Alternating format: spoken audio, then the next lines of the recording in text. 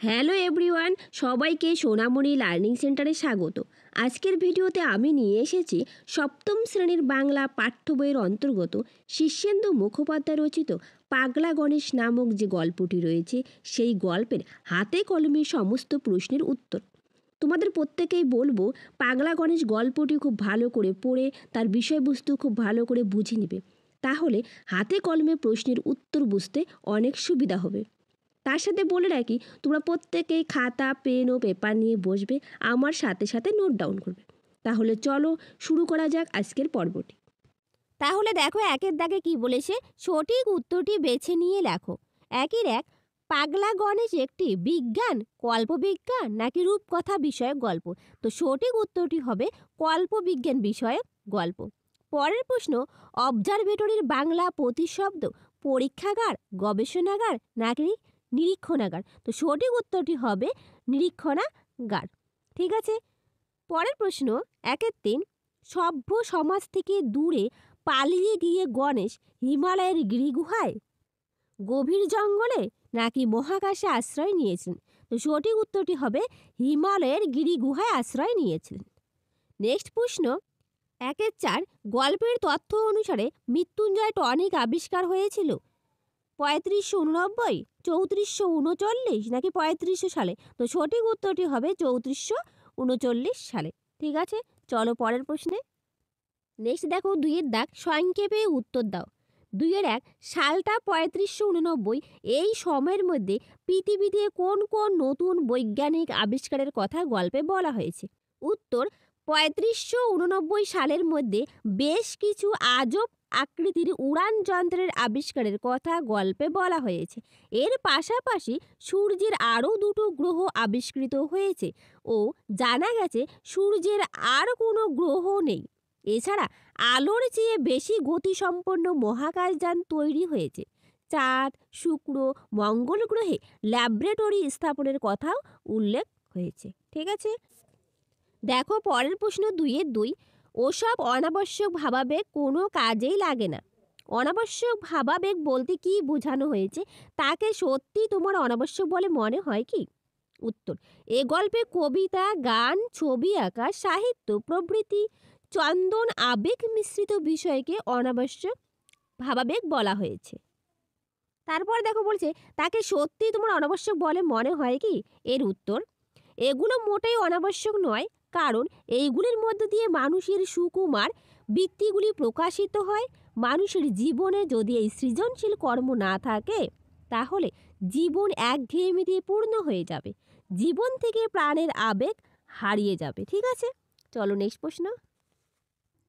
পরের প্রশ্ন, দুইয়ের তিন, চর্চার অভাবে মানুষের মনে আর ওসবের উদ্রেক হয় না, মানুষের মন থেকে কোন কোন অনুভূতিগুলি হারিয়ে গেছে? উত্তর, পাগলা গণেশ গল্পের বর্ণনা অনুযায়ী বিজ্ঞান চর্চায় বেশি মনোনিবেশ করার জন্য মানসিক অনুভূতি যেমন দয়া, মায়া, করুণা, ভালোবাসা ইত্যাদি হারিয়ে গেছে। ঠিক আছে, চলো নেক্সট প্রশ্ন। পরের প্রশ্ন, দুইয়ের চার, ব্যতিক্রম অবশ্য একজন আছে, ব্যতিক্রমী মানুষটি কে? কিভাবে তিনি ব্যতিক্রম হয়ে উঠেছিলেন? উত্তর, ব্যতিক্রমী মানুষটি হলেন পাগলা গণেশ। ঠিক আছে, তারপরের পাঠ, কিভাবে তিনি ব্যতিক্রমী হয়ে উঠেছিলেন? উত্তর, পাগলা গণেশ বিজ্ঞানের চরম অগ্রগতির যুগে বসবাস করেও বিজ্ঞানের বাড়াবাড়িতে সন্তুষ্ট নন। তিনি মানুষের ভিতরকার সৃজন ক্ষমতাকে জাগিয়ে তুলতে সভ্য জগৎ ছেড়ে বহু দূরে হিমালয়ের গুহায় আশ্রয় নিয়ে কবিতা, গান, পাথর খোদাইয়ের মতো সুকুমার শিল্পচর্চা করেন। এভাবেই তিনি ব্যতিক্রমী হয়ে উঠেছিলেন। ঠিক আছে, চলো নেক্সট প্রশ্নে। পরের প্রশ্ন, দুইয়ের পাঁচ, ও মশাই এমন বিকট শব্দ করেছেন কেন? কার উদ্দেশ্যে কারা একথা বলেছিল? কোন কাজকে তারা একটি বিকট শব্দ মনে করেছিল? উত্তর, পাগলা গণেশকে উদ্দেশ্য করে একথা বলেছিল দুটি পাখাওয়ালা লোক যারা লাসা থেকে ইসলামাবাদ যাচ্ছিল। ঠিক আছে, তাদের উদ্দেশ্যে একথা বলেছিল। কোন কাজকে তারা বিকট শব্দ মনে করেছিল? দেখো তারপরে উত্তর, একদিন পাগলা গণেশ গান গাইছিল, তার গানের সুর, তাল, ছন্দ সব কিছুই ওই দুটো লোকের কাছে ছিল গুরুত্বহীন। তাই তারা এই গানকে বিকট শব্দ বলে মনে করেছিল। ঠিক আছে, নেক্সট প্রশ্ন।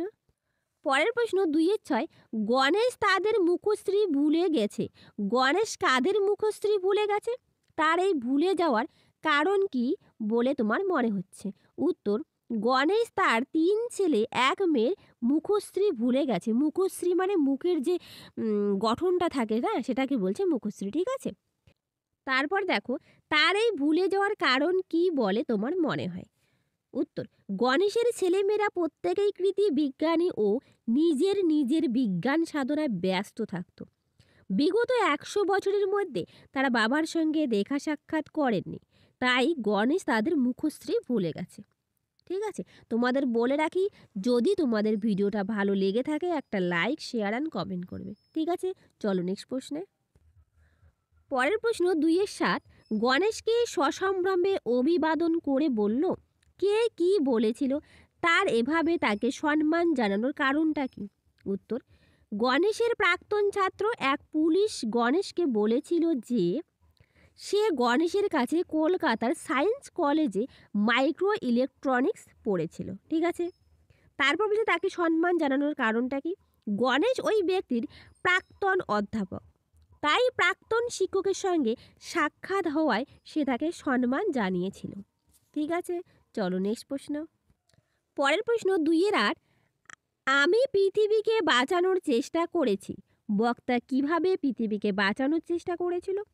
তার প্রয়াস শেষ পর্যন্ত সফল হয়েছিল কি? উত্তর, গণেশ লক্ষ্য করেছিল যে বিজ্ঞানের জয়যাত্রার যুগে মানুষ সকল আবেগ জলাঞ্জলি দিয়ে ক্রমশ যান্ত্রিক হয়ে পড়েছে। তাই সুকুমার শিল্পচর্চার প্রসার ঘটিয়ে পাগলা গণেশ পৃথিবীকে বাঁচানোর চেষ্টা করেছিল। ঠিক আছে, তার চেষ্টা শেষ পর্যন্ত সফল হয়েছিল। প্রতিদিনই তার সৃজনশীল কর্মের প্রতি মানুষের আকর্ষণ বাড়তে থাকে।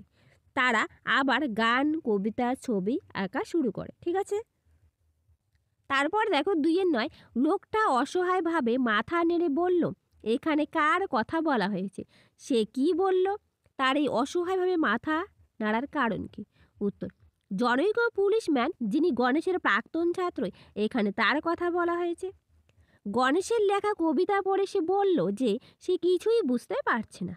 ঠিক আছে, তার পরের পার্টের উত্তর, অসহায়ভাবে মাথা নাড়ার কারণটা এটা। ঠিক আছে, দেখো গণেশের প্রাক্তন ছাত্রটি যখন স্কুল কলেজে পড়তো তখন কবিতা পড়ানোর চল ছিল না, তাই গণেশের কবিতা পড়ে সে কিছুই বুঝতে পারে না বলে অসহায়ভাবে মাথা নেড়েছিল। ঠিক আছে, চলো পরের প্রশ্ন। তারপর দেখো 2-10, 3 জন মন্ত্রমুগ্ধ হয়ে বসে রইল। এই 3 জন কারা? তাদের মুগ্ধতার কারণ কি? উত্তর, এই 3 জন হলো গণেশের প্রাক্তন ছাত্র, তার স্ত্রী ও মা।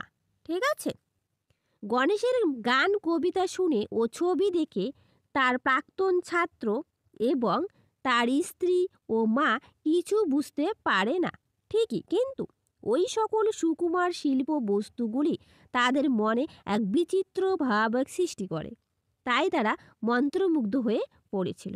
ঠিক আছে, চলো নেক্সট প্রশ্ন।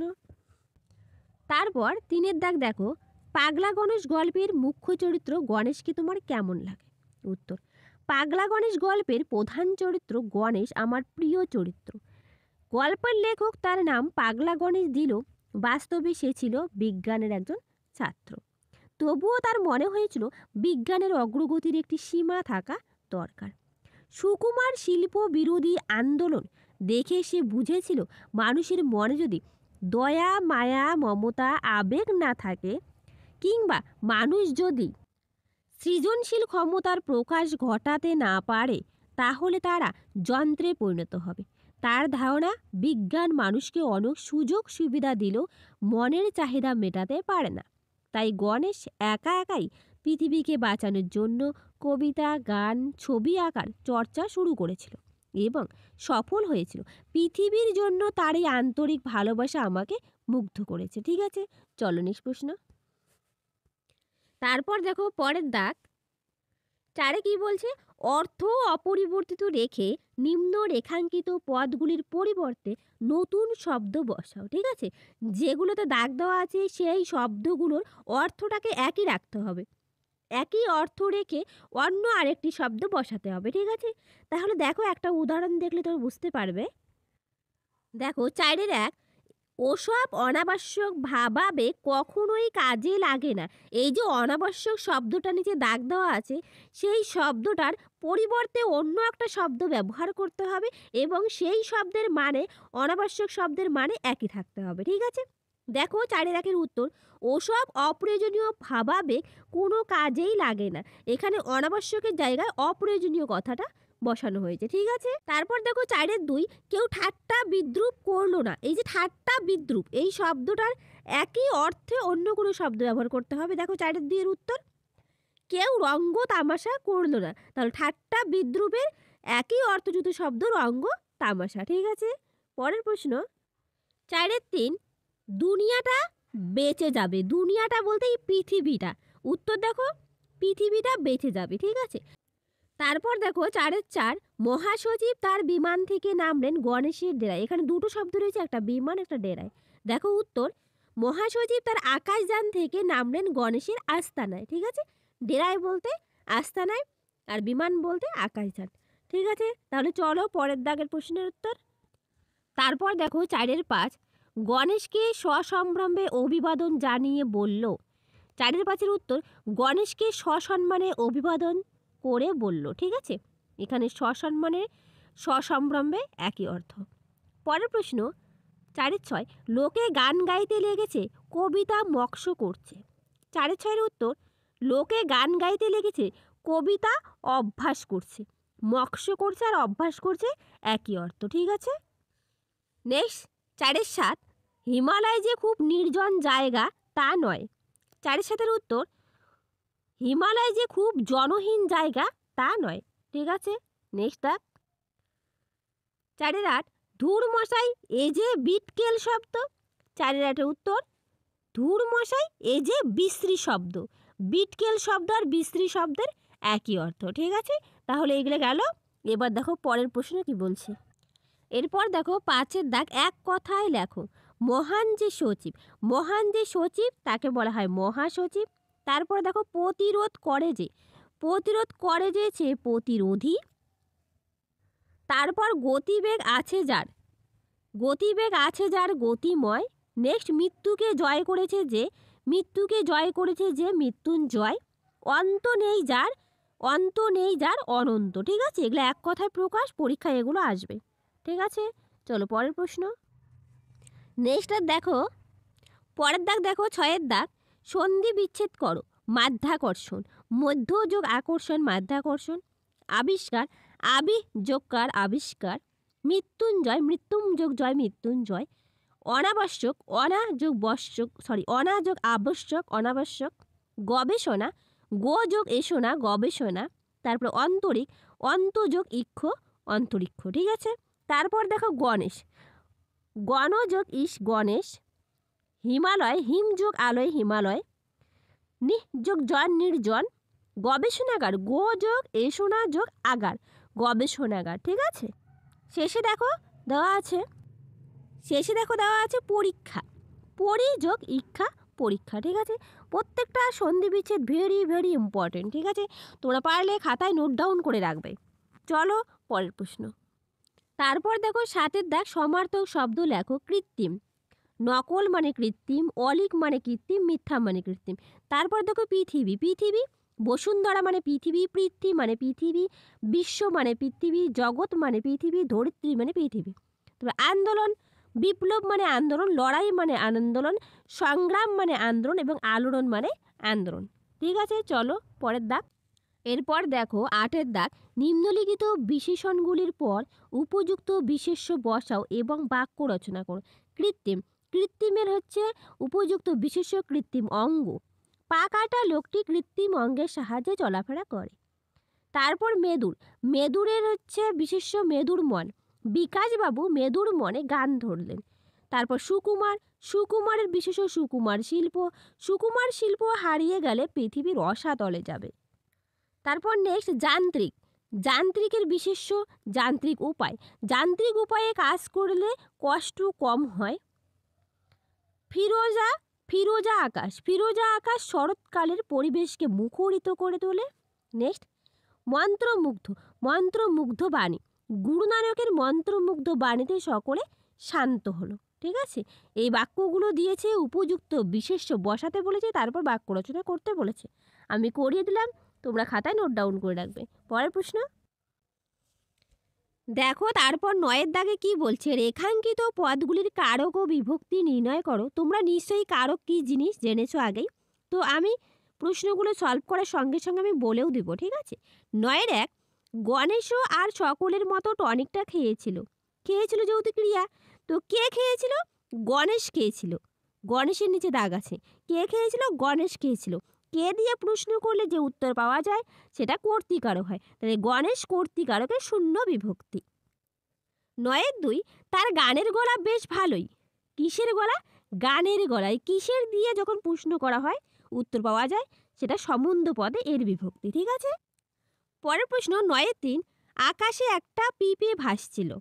দেখো, এখানে একটু মনে রাখার বিষয় আছে, আকাশ কোনো একটা স্থানের নাম, সময়, কোনো বিষয় বইয়ের ক্ষেত্রে, তারপর কোনো জায়গার নাম, এই সমস্ত যখন থাকবে তার নিচে দাগ থাকবে, সেক্ষেত্রে অধিকরণ কারকে হবে। ঠিক আছে, তো আকাশে একটা পিঁপে ভাসছিল। কোথায়? আকাশে। আকাশ একটা নির্দিষ্ট জায়গা, যার জন্য আকাশ কি হবে?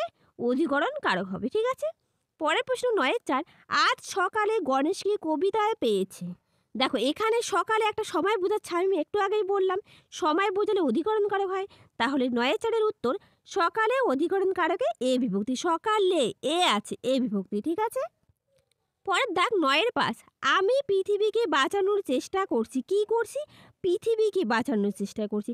কি দিয়ে প্রশ্ন করলে যে উত্তর পাওয়া যায় সেটাকে বলা হয় কর্মকারক। ঠিক আছে, পরের প্রশ্ন 9-6, ও মশাই অমন বিকট শব্দ করছেন কেন?